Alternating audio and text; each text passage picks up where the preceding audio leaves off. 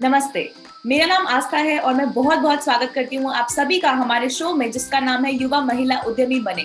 अगर हिंदुस्तान में असल में बदलाव लाना है तो अब युवा नारी पर्दे के पीछे छुप के बैठ नहीं सकती।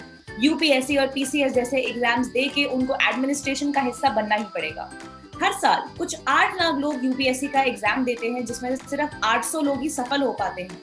इसका मतलब है कि इस एग्जाम का सक्सेस रेट सिर्फ 0.2% है। आज हमारे साथ हमारे शो पे जुड़ी है आईएफएस ऑफिसर राखी नंदा जी। तो चलिए आइए यहाँ पे स्वागत करते हैं हम राखी नंदा जी का। बहुत बहुत स्वागत है मैम आपका हमारे शो में। Thank you so much. तो मैम मेरा यहाँ पे सबसे पहला सवाल आपसे ये है कि एक आईएफएस ऑफिसर की जिम्मेदारी क्या होती है और वो किस तरह अलग होता है, क्या क्या रिस्पॉन्सिबिलिटीज निभानी पड़ती है एज एन ऑफिसर? मैं आपको बताना चाहूँगी कि आईएफएस मतलब इंडियन फॉरेस्ट सर्विस, ये भारतीय वन सेवा है।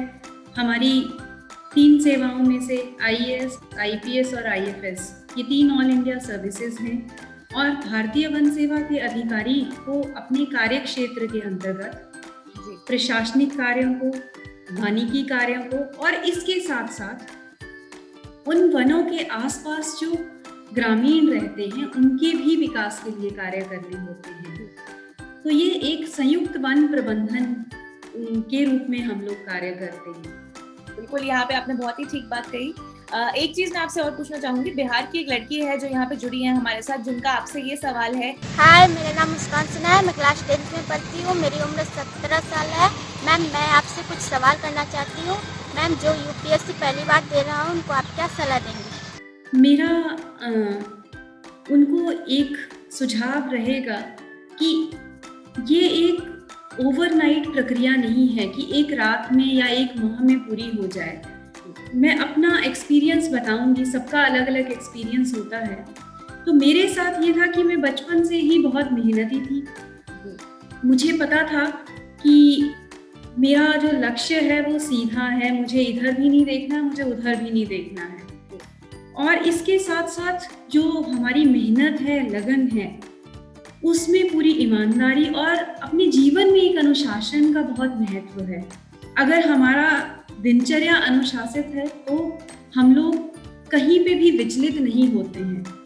तो हमें सुबह समय से उठना, अपना प्रत्येक छोटा छोटा काम जो है अगर हम समय से करते हैं और उस छोटे छोटे कार्य की महत्वता को समझते हैं, तो मेरा ये मानना है कि कोई भी चीज़ मुश्किल नहीं होती।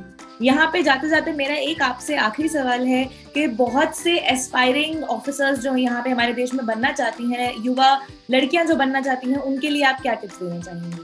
अगर हमारा उद्देश्य स्पष्ट है और हम अनुशासित हैं अपने प्रति दिनचर्या में, अपनी कड़ी मेहनत से हम लोग कार्य करते, तो मुझे नहीं लगता कि हमें कोई भी चीज़ रोक सकती है।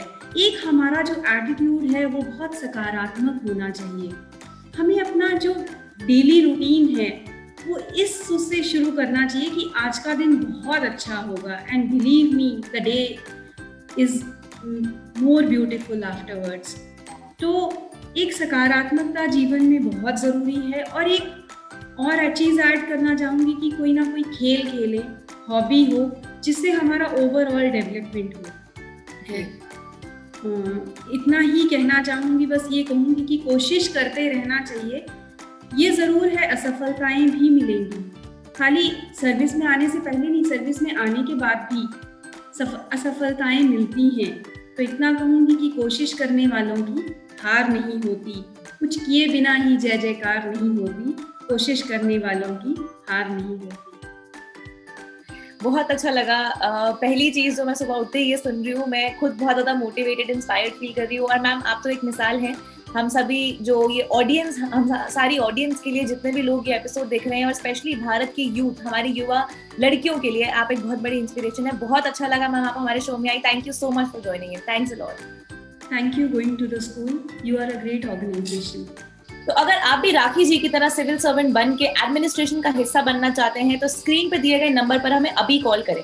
और साथ ही साथ बिहार में रहने वाली 18 से 23 साल की लड़कियां अपना ग्रीन आइडिया हमें पिच करें ताकि हम आपकी मदद कर सकें उसे पूरा करने में। अभी के लिए मैं आस्था चलती हूँ, जल्दी ही लौटूंगी और एक्साइटिंग एपिसोड्स के साथ। तब तक के लिए बाय बाय।